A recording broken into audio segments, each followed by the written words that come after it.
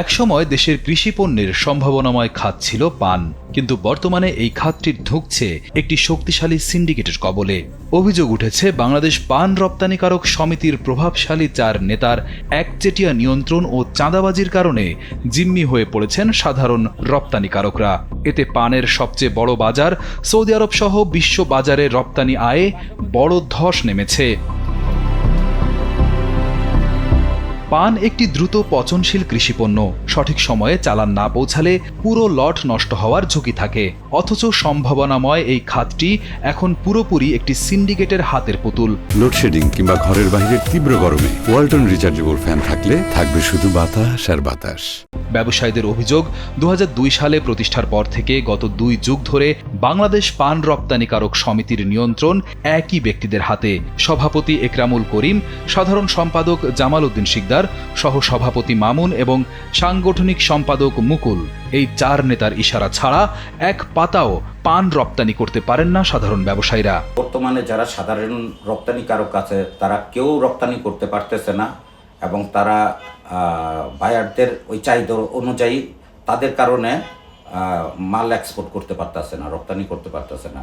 সমিতির সভাপতি, সাধারণ সম্পাদক, সাংগঠনিক সম্পাদক এবং সহসভাপতি, এই 4 নেতাই সবকিছু নিয়ন্ত্রণ করছেন। প্রত্যয়নপত্রের নামে চাঁদাবাজি চলছে। প্রতি চালানে সমিতি 1000 টাকার বিনিময়ে প্রত্যয়নপত্র দেওয়ার সিস্টেম চালু করেছে। নির্দিষ্ট অর্থ না দিলে তালিকায় নাম ওঠে না।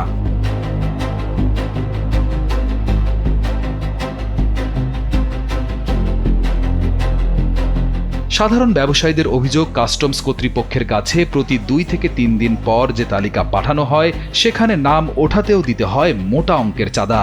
17 কেজি বাস্কেটের জন্য 750 টাকা এবং 10 কেজি বাস্কেটের জন্য 500 টাকা চাঁদা না দিলে বৈধ রপ্তানিকারক হয়েও পণ্য পাঠানো যায় না। বেঁধে দেওয়া হয় রপ্তানির সীমাও।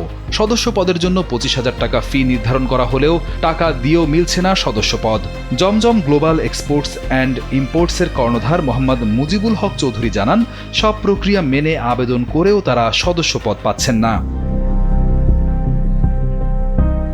চাঁদাবাজি ও সিন্ডিকেটের এই নেতিবাচক প্রভাব পড়ছে সামগ্রিক রপ্তানি আয়ে। ইপিবির তথ্য বলছে 2023-24 অর্থ বছরের তুলনায় 2024-25 অর্থ বছরে পান রপ্তানি আয় কমেছে 34.21%। সদ্য সমাপ্ত অর্থ বছরেও আয় কমেছে প্রায় 30%। সবচেয়ে বড় শঙ্কার জায়গা হল সৌদি আরবের বাজার, যেখান থেকে আসে পান রপ্তানির প্রায় 90% আয়।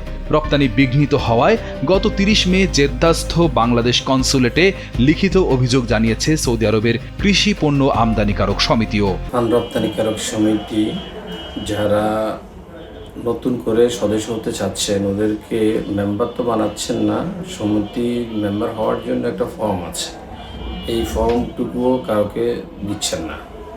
আর যারা বিগত দিনে ফান্ড সমিতির মেম্বার হয়ে রপ্তানি করতেছেন ওনাদেরকে রিনিউ দিচ্ছেন না। তার ভিতরে আমি একজন ভুক্তভোগী। আমি ওনাদের কাছে ওনাদের রিনিউ চার্জ, কাগজপত্র যা যা আছে, আপডেট, ইয়ারসি ট্রেড লাইসেন্স সব কিছু প্রদান করেছি।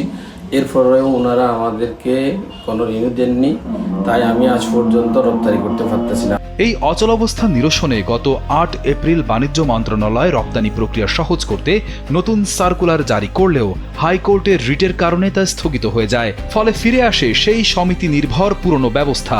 জানা গেছে 2 যুগেও সমিতির কোনো বার্ষিক সাধারণ সভা বা নির্বাচন হয়নি ডিভিসি অডিটও। এসব অভিযোগ নিয়ে সমিতির সাধারণ সম্পাদক জামাল উদ্দিন শিকদারের সাথে যোগাযোগ করা হলে তিনি লিগ্যাল ম্যাটারের অজুহাত দেখান। এই আমাদের সমিতির ম্যাটারে এখন মোটামুটি কয়েকটা মামলা হাইকোর্ট থেকে শুরু করে কয়েকটা মামলা চলমান আছে এবং এটাতে আমরা আমাদের ওই যে লিগ্যাল অ্যাডভাইজার, তো উনি বলছেন এই মুহূর্তে মানে এই সমস্ত কোনো ব্যাপারে কোনো কিছু না বলার জন্য, বুঝছেন, কারণ এটা কোনটা আবার লিগ্যাল ম্যাটার হিট করে এটা আমি জানি না। আমরা তো আইনানুগভাবে অত পরিপক্কতা নেই। ওই যে আমার লিগ্যাল ম্যাটারে কোনটা হিট করে এটা তো প্রবলেম হয়ে যাবে আইনানুগভাবে, তখন আমরা একটু সমস্যা করবো। এই জন্য আমাদের লিগ্যাল অ্যাডভাইজার বলছে এই ব্যাপারে একটু কিছু না বলার জন্য প্লিজ, এটা আপনি আদারওয়াইজ নেন না। আমরা একটু লিগ্যাল ম্যাটারটা করলে আমরা প্রেস কনফারেন্স করে আমরা একটু জানাবো ভাইয়া। বছরের পর বছর ধরে একটি সিন্ডিকেটের হাতে জিম্মি হয়ে আছে দেশের কৃষি পণ্যের সম্ভাবনাময় এই খাতটি।